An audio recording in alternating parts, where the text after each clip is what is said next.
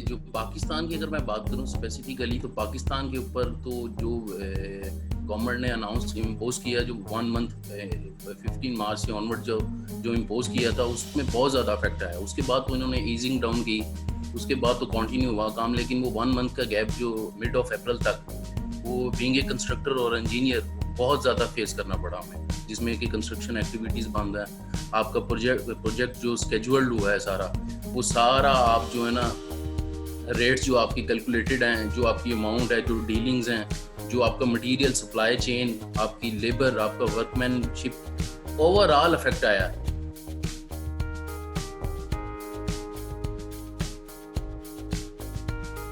मतलब आप ये देख ले कि इतना अनसर्टेनिटी का फैक्टर आ चुका था फील्ड के अंदर कि आप किसी भी लेबर या मटेरियल वाले को कहते थे कि यार ये चीज़ आपने पहुंचानी है वहाँ पे, तो वो कहता था sir sorry, without any input investment की फॉर्म में हम आपको नहीं पहुंचा सकते, क्योंकि हमें नहीं पता कि ये किस टाइम तक चलना है इसमें। और इसमें जो हमारी कंस्ट्रक्शन साइट्स हैं वो टोटली 1 माह के लिए बंद हुई हैं।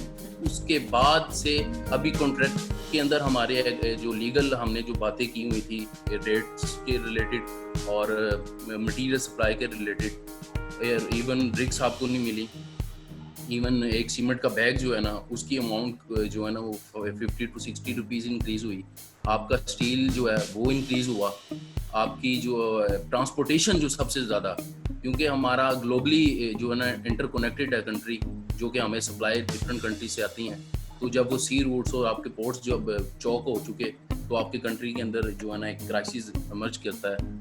और वो पेट्रोल क्राइसिस जो है ना, आपकी ट्रांसपोर्टेशन, मटेरियल ट्रांसपोर्टेशन नहीं आ रही, और वहाँ पर रिस्ट्रिक्शंस थी सारी।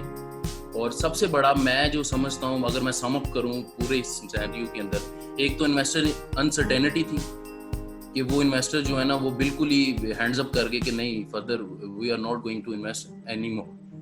दूसरा इसमें हमारी सप्लाई चेन, वर्कमैनशिप, और तीसरा ट्रांसपोर्टेशन।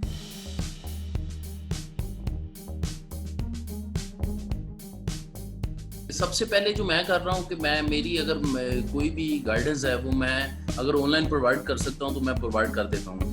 इस साइट के ऊपर जो है ना वो कोई भी एक मेरा बंदा सुपरवाइज कर रहा है उसको, और मैं कोशिश है कि मैं मिनिमाइज करूँ अपनी जो है ना मैन वर्कशिप जो मेरे काम साइट पे कर रही है। और दूसरा सोशल डिस्टेंसिंग, और I am providing kits my company का वो जो है ना वो सेफ्टी किट्स पहनते हैं, वो कैप पहनते हैं, हेलमेट्स उनको मैंने प्रोवाइड किए हैं, और उनको अभी जो फर्दर SOPs के मुताबिक मास्क मैं इन्फोर्स करवा रहा हूँ कि यार ये करो,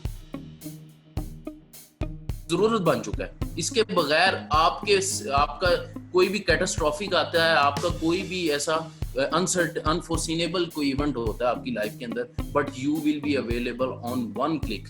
so this is actually eBuild is giving you opportunity. और मेरे ख्याल से कि this is one of the trustworthy and reliable sources I ever found on online services. और ये है कि लोगों को सबसे पहले है कि इनको थोड़ी सी गाइडेंस की ज़रूरत है, क्योंकि इंजीनियर्स इस सेक्टर के अंदर कम है। इसमें जो है ना वो हमारे वो लोग हैं जिनको जो बताना पड़ेगा, समझाना पड़ेगा कि नहीं, this is also possible thing, जो कि eBuild, जो कि एक माइंड जो है ना वो बैठा है। और I read about the details and the history how they initiated.